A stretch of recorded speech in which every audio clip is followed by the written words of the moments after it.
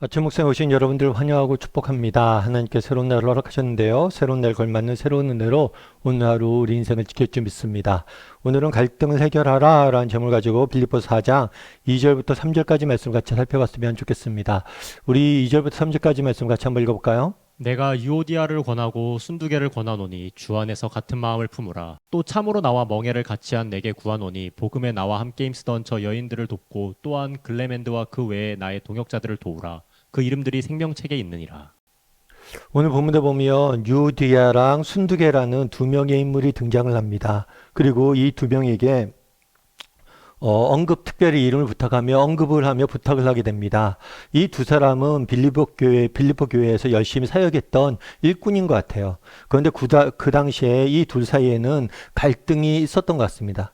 그래서 이 갈등을 심하게 겪고 있었기 때문에 바울이 이 사실을 알고 걱정을 하면서 부탁을 했던 것 같아요. 갈등을 해결하고 하나가 되라고 부탁하는 모습들을 보게 됩니다.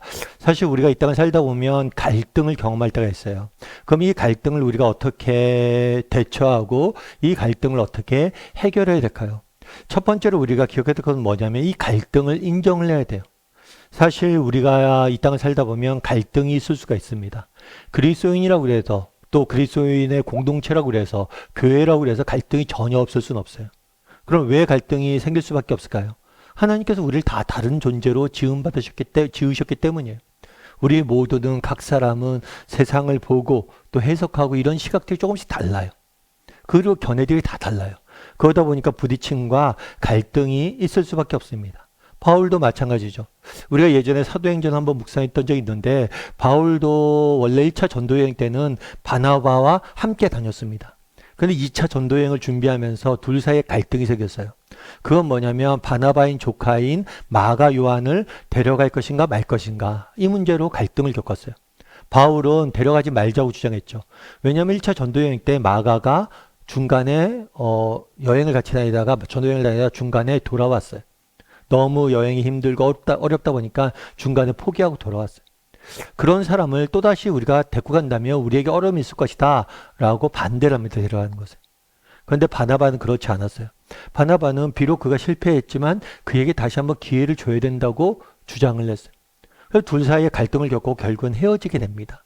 하지만 나중에 성경을 보면 둘이 비록 갈등이 있었고 헤어졌지만 둘이 서로를 존중하는 모습들을 보게 돼요. 그리고 마가나 바나반 이후에 바울과 함께 동역하는 모습들을 우리는 보게 됩니다.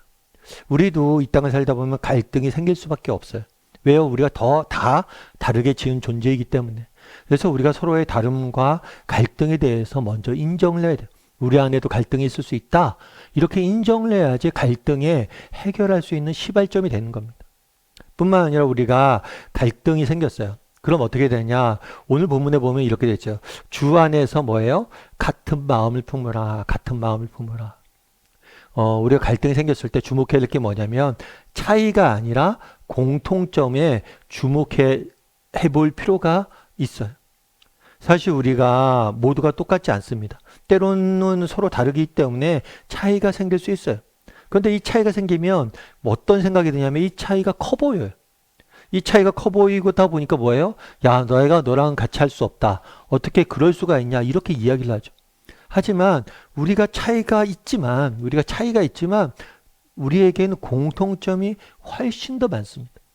그래서 우리가 차이가 생겼을 때 우리가 무엇에 집중해야 되냐? 공통점에 집중해야 돼요. 오늘 본문도 이렇게 얘기해요. 주 안에서. 너희가 비록 의견 차이가 있고 너희 갈등을 겪고 있지만 너희가 주 안에 있는 사람들이 아니야. 다르게 말하면 너희가 하나님의 자녀 아니냐. 너희 같은 교회 성도 아니냐. 우리가 비록 의견 차이가 있지만 우리가 공통적으로 뭐예요? 갖고 있는 공통점이 많고 공통점에 좀 집중하라는 거예요. 우리가 주 안에 있다는 사실 그것에 집중하라는 거예요. 제가 어떤 책에서 읽었는데 어느 목사님이 계셨습니다. 이 목사님이 이제 미국 목사님인데 어떤 새로운 교회 부임에 갔어요. 근데 부임에 갔는데 처음엔 다 분위기가 좋았죠. 근데 중간에 장로님 한 분이 굉장히 목사님이 힘들게 했던 것 같아요. 너무나 사사건건, 너무나 지치고 힘들게 한 것 같아요. 그래서 어떻게 할까 이분이 고민이 됐대요. 고민이 됐는데 생각해 보니까 이 장로님이 보니까 입양을 했더라고요, 아이를. 그런데 이 목사님도 한 아이를 입양을 했어요. 그래서 이 목사님 어떻게 했냐면 이 입양한 아이를 데리고 이 장로님 댁에 갔습니다. 그리고 자기가 입양한 딸에게 뭐라고 얘기했냐면 우리 장로님 만나면 꼭 안아드리고 사랑합니다 라고 이야기를 해줘 라고 이야기를 했어요. 그래서 그 장로님 댁에 가서 아이가 꼭 껴안으면서 사랑합니다 라고 이야기하니까 장로님이 너무 기뻐서 눈물을 흘려요. 그러면서 그때 뭐 자기가 입양했던 얘기 이런 얘기를 쭉 나눴대요. 그러다 보니까 정말 이 장로님과 대화가 잘 통했대요. 그러면 나중에 어떤 문제들이 생기거나 그럴 때도 서로 이해하려고 노력을 하게 된다는 거. 왜요? 서로 공통점이 있잖아요. 정말 입양한 아이를 키운다는 그 공통점이 있죠. 그러니까 사실 우리가 이 땅을 살다 보면 갈등이 생기는 이유가 뭐냐? 차이가 있기 때문이거든요. 그런데 차이가 있을 때 우리는 차이에 집중하기 쉬워요. 그런데 우리는 뭐예요? 차이보다는 무엇에 집중을 해야 돼요? 공통점에 집중을 해야 돼요.